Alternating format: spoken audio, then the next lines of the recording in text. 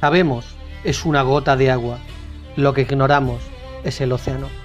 Así lo expresó una de las mentes más brillantes que llegaron a existir y, como el título de este vídeo lo muestra, Isaac Newton, quien su presencia habitó en el transcurso del año 1643 a 1727 y que fue dueño de títulos tales como científico, físico, filósofo, alquimista, matemático y hasta teólogo.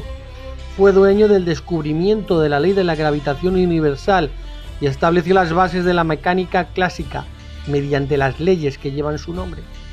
En su obra Principia, publicada en 1687, recoge sus descubrimientos en mecánica y cálculo matemático. También sus trabajos sobre naturaleza de la luz y la óptica que se encuentra en su obra Optics.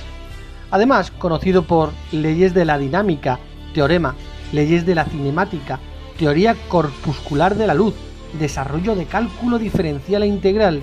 Y es que sin duda podríamos tardar horas y horas hablando de sus descubrimientos y hallazgos. Es a menudo calificado como el científico más grande de todos los tiempos y su obra como la culminación de la revolución científica. En cierta ocasión el matemático y físico Joseph-Louis Lagrange dijo estas palabras: Newton fue el más grande genio que ha existido y también el más afortunado, dado que solo se puede encontrar una vez un sistema que rige el mundo. Sin lugar a dudas, fue un hombre muy respetado por la sociedad en sus tiempos y quizás es el científico más religioso que haya existido. ¿Científico más religioso? ¿Y a qué se debe esto? Esto se debe a que Newton tenía algo completamente atado en su mente. Él comprendía a la perfección que Dios es la fuente de toda la verdad, y junto con la profunda reverencia y respeto que sentía por su creador, parece que dedicó aún mucho más tiempo en busca del Dios verdadero que en busca de las verdades científicas. De acuerdo con un análisis de todo lo que escribió Newton, revela que de unas 3.600.000 palabras, solamente 1.000.000 se dedicaron a las ciencias, mientras que 1.400.000 palabras tuvieron que ver con temas religiosos. En su famosa obra Principia, antes mencionada, Newton se expresa de esta manera: este bellísimo sistema del Sol, los planetas y cometas, solo podrían proceder del consejo y dominio de un ser inteligente y poderoso. El Dios Supremo es un ser eterno, infinito, absolutamente perfecto. En su obra Observaciones sobre las profecías de Daniel y el Apocalipsis de San Juan, publicada en 1733, Newton hace un análisis detallado acerca de estas verdades bíblicas. Para Isaac Newton era de mucho interés la santidad de la sangre. En su obra La cronología de los antiguos reinos enmendada, publicada en 1728, él declara: esta ley, la de abstenerse de la sangre, era más antigua que los días de Moisés, dada a Noé y a sus hijos, mucho más antes de los días de Abraham. Por lo tanto, cuando los apóstoles y los ancianos del Concilio de Jerusalén declararon que los gentiles no estaban obligados a circuncidarse ni a guardar la ley de Moisés, no incluyeron en esto la ley de abstenerse de la sangre y de las cosas estranguladas que Dios había impuesto anteriormente, no solo a los hijos de Abraham, sino a todas las naciones. Parece claro que para Newton era de suma importancia lo relacionado con la sangre. En una obra intitulada La religión sobre Isaac Newton, muestra aún más claro el profundo respeto que este científico le tenía a la Biblia como la palabra de Dios. Y una reseña de este libro dice que para Newton había dos maneras de examinar el universo que Dios había hecho. Una por medio del libro de la naturaleza y la otra por medio de las escrituras. Y su norma que tenía para estudiar cada una de estas cosas dice lo siguiente: siempre ha de hallarse la verdad en la simplicidad y no en la multiplicidad y confusión de las cosas. Él es Dios de orden y no de confusión. Tanto así que rechazaba las sustancias sutiles de la Trinidad. Su Dios todopoderoso es el que muestran claramente las palabras de las Escrituras y no en abstracciones filosóficas. Esto lo llevó a producir un manuscrito en el que se esforzó por demostrar que los textos trinitarios que había en la Biblia eran corruptos y adulteraciones ingresadas después del texto original. Su investigación se basó en demostrar con pruebas la introducción de textos espurios, tales como en 1 de Juan capítulo 5 versículos 7 y 8 y en 1 de Timoteo capítulo 3 versículo 16.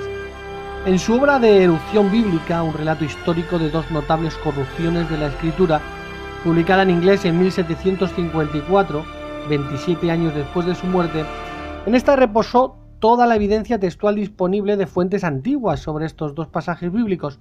Mostró todos los escritos primitivos de la Iglesia, los manuscritos en griego y en latín y el testimonio de las primeras versiones de la Biblia para mostrar cómo se intentó manipular 1 de Juan capítulo 5 versículos 7 y 8, que siempre dijo, porque tres son los que dan testimonio, el espíritu, el agua y la sangre, y estos tres concuerdan.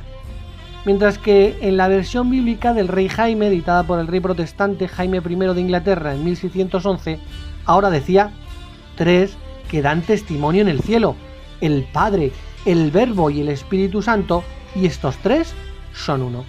Sin embargo, Newton demostró que las palabras en el cielo, el Padre, el Verbo y el Espíritu Santo, y estos tres son uno, en apoyo a la falsa doctrina trinitaria, no aparecían en los escritos originales, por lo que terminó demostrando que fue introducida por primera vez en un texto griego en 1515 por un cardenal corrupto.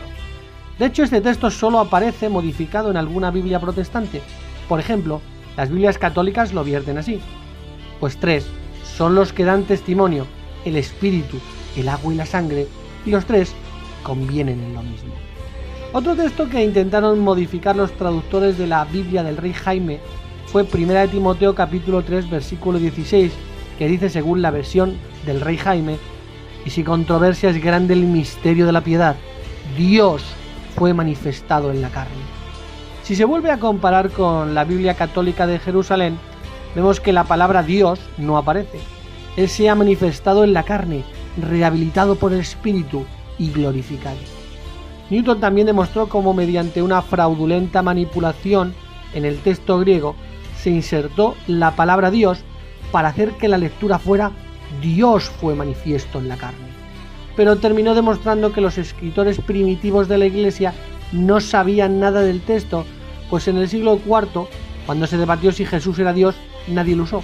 Estos versículos no aparecen en ningún manuscrito griego de 1 de Juan de antes del siglo XV, por lo que fue un intento a la desesperada por introducir en la Biblia creencias inventadas como la Trinidad. Por lo que es patente que si la Biblia se hubiese podido manipular, hablaría de las mayores creencias del mal llamado mundo cristiano, como son la Trinidad, que Jesús es Dios o incluso el infierno de fuego o el alma inmortal. Este recuento es solo una parte de los muchos estudios que hizo Sir Isaac Newton. Qué sorprendente, ¿no? Ahora, imagine que el Dios Todopoderoso Jehová es quien ha dado toda esta clase de conocimiento a este y a miles de mentes asombrosas que hay y que hubieron en el mundo. ¿No te sorprende aún más? Pues cada vez que abras tu Biblia y estudies su contenido, te llenarás de este y mucho más conocimiento que proviene del Creador.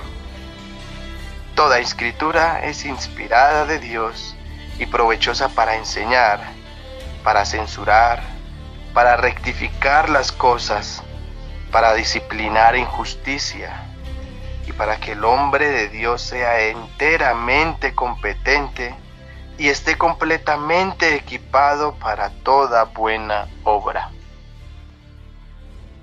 Gracias te damos, Altísimo Dios Todopoderoso Jehová, por fijar tus ojos en nosotros e instruirnos diariamente con tu palabra, la Biblia, y por Cristo, nuestro Rey Celestial, quien nos salvó con su sangre y demostró amor verdadero para nuestra salvación. Por esto, sea que estén comiendo, bebiendo o haciendo cualquier otra cosa, hagan todas las cosas para la gloria de Dios todo esto es para gloria y honra tuya, Jehová.